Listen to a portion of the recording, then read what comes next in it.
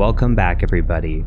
If you remember our last video, how to access the dark web safely, we demystified the realm of the dark web and its true purpose of upholding privacy. We dove deep into the tools and practices to access it safely, but what about once you're inside? Today we're taking the next step. Let's journey together into the intricate corridors of the dark web and learn how to navigate its expanse without losing your way or your privacy. And as always, if you liked the video, please do consider subscribing to the channel. Before we navigate the dark web, let's recap the rules of accessing the dark web that we covered in our last video. If you are unsure on how to access the dark web, I highly recommend watching that video before proceeding further. As always, I'll leave a link to the description for everything that you see in this video, including the link to that video. Now let's discuss the rules to follow. Rule number 1, always use the latest version of Tails. If you are unfamiliar, Tails is an operating system used to protect against surveillance, censorship, and to keep your privacy. At the time of this recording, we are on Tails 5.17.1. It is imperative to download the latest version to ensure that no known vulnerabilities are present within the operating system. Rule number 2, never run Tails in a virtual machine, only run it from a USB. Virtual machines can leave artifacts behind and can reveal information about your use of Tor and your activity on it. In order to prevent that, we use USB sticks to install and access Tails. For further instructions on how to run Tails on a USB stick, you can actually just scroll down on the provided page and find your operating system. For example, if you're installing Tails from Windows, you can click Install from Windows, and this will give you instructions on what you need, like a USB stick, what operating system, and how to actually install this, including all the software that is needed. Rule number 3, always use safest mode in Tor. As a friendly reminder, when you first open up Tor browser, you are put into standard mode. You need to go to your settings and click on safest mode to make sure that you're disabling things like JavaScript, because you can be attacked from within the dark web, and we do not want that to happen. Rule number 4, never open anything you download while connected to the internet. We can never be too cautious, and we're never sure what we're downloading when it comes to the dark web. So please never be connected to the internet when you open a file that you have downloaded from the dark web. With those rules out of the way, let's go ahead and get connected to Tor. When you first load Tails, you'll need to connect to the internet. You can do this by either hardwiring, like I am, or you can connect via wireless network. Once you are connected to the internet, you'll get this Tor connection screen. All you have to do is choose Connect to Tor automatically and then select Connect to Tor. This may take a few seconds to actually connect to Tor without bridges. Once it does, it will load the Tor browser for you. So we're going to go ahead and just start the Tor browser, and you should see now that we have Tor running. When Tor first loads, you're brought to the Tails page here. As a reminder, you're going to come in here and click Safest instead of Standard so that we are safer than the default settings. Go ahead and close that, and from here we can now navigate the dark web.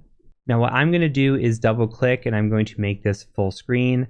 As a friendly reminder as well, you can be tracked by your screen size, so do keep that in mind. I don't think it's too much of a risk, but there are ways to identify your browser screen size, and that can be used and linked back to you as well. So just be cautious. You can always come in here and make this a little bit smaller, but then bring it to a almost full screen if you want to.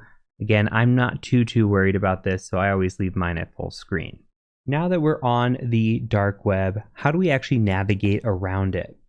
Well, we can start with search engines, and my favorite search engine is a website called Amia.fi. This is a ClearNet site, though it does have an Onion available. You can come here and click on this, and it will take you to the .onion website. If you're not familiar, .onion websites can only be accessed from the Tor browser and nowhere else. If you try to go to a .onion website from your regular browser on your regular computer, it's just not going to work. So this will search for dark web and .onion websites only.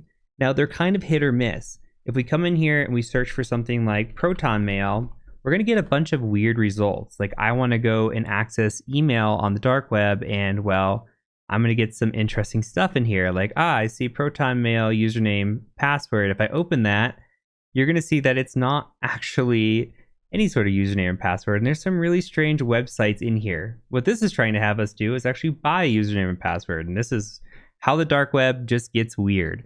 So you got to be very careful about the websites that you're accessing and where you're putting your information. Best practice, never, ever, ever use an account, sign up for an account, or anything that ties back to you, because you want to keep your privacy and your anonymity. So don't just go in here and sign in with your regular accounts, because that could lead to compromise and lead to the compromise of your privacy. So we can see here that we have some weird websites that come up. So I'm going to show you a little bit better. But AMIA is still great. If I'm looking for certain things, I may come in here and use AMIA. Another thing is we do actually have a ClearNet search engine, which is DuckDuckGo. So if we just came here, opened a new tab, and just started typing in Proton Mail, you'll see that we actually do search DuckDuckGo and we do get the ClearNet here.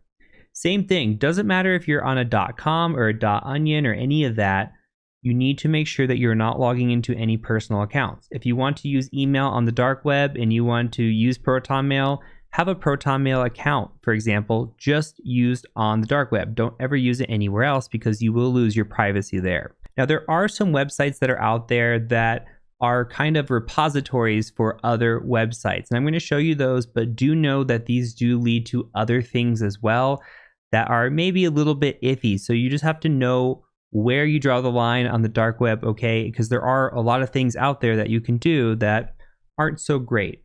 So if we come here, one good website is called tor.taxi. So if we just type in tor.taxi, and we can make this a little bit bigger, maybe not that big, you come in here and it has like, hey, news in here. If I want to go to, for example, the Tour Times, it has it. If I want to go to BBC, we have that.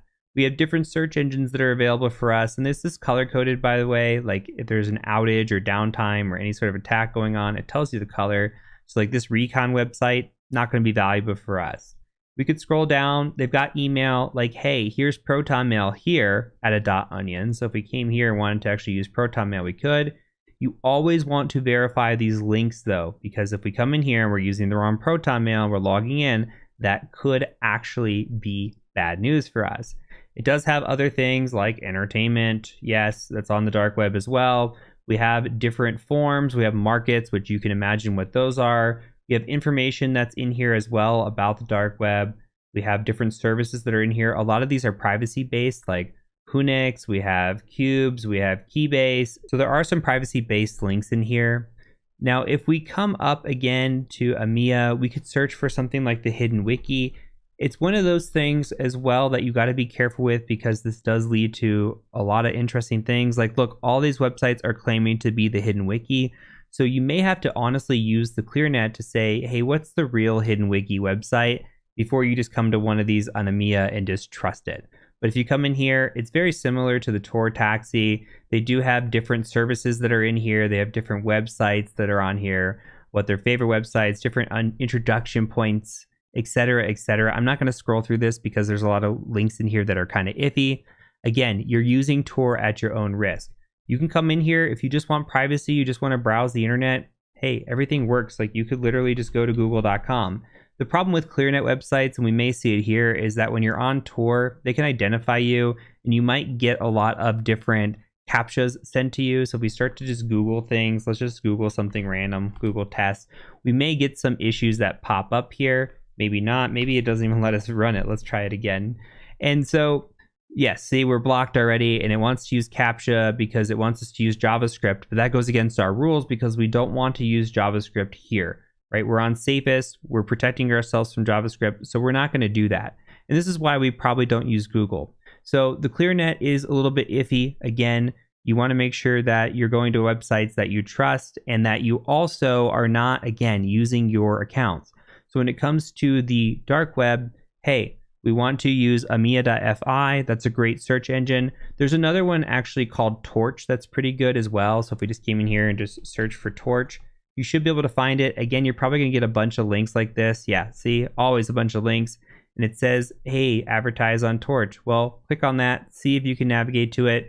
Again, you can always go to the clear web and say Torch search engine through DuckDuckGo, and you could probably find it a little bit easier, find actually your link that is legitimate, and just make sure that you are being safe again. Okay, so let's recap our navigation rules. Dark web search engines. AMIA and Torch are great. though they can produce results that are iffy at best. So we have to be able to discern between real and fake, which can be difficult at times. We can use ClearNet search engines like DuckDuckGo to actually validate and verify where these websites are, especially if we're looking for a specific .onion. Now, there are wiki sites out there that can help us and be more useful. For example, Tor.taxi and the Hidden Wiki, we can actually use those to find other websites that are out there and know those legitimate websites. We need to make sure sites, especially like the Hidden Wiki, are the legitimate Hidden Wiki, because we could be then directed to fake websites that claim to be the Hidden Wiki and give fake links as well for those sites that steal information and other things. So you have to be extra cautious. And again, always validate and verify that the website you are on is actually the website that you are looking for.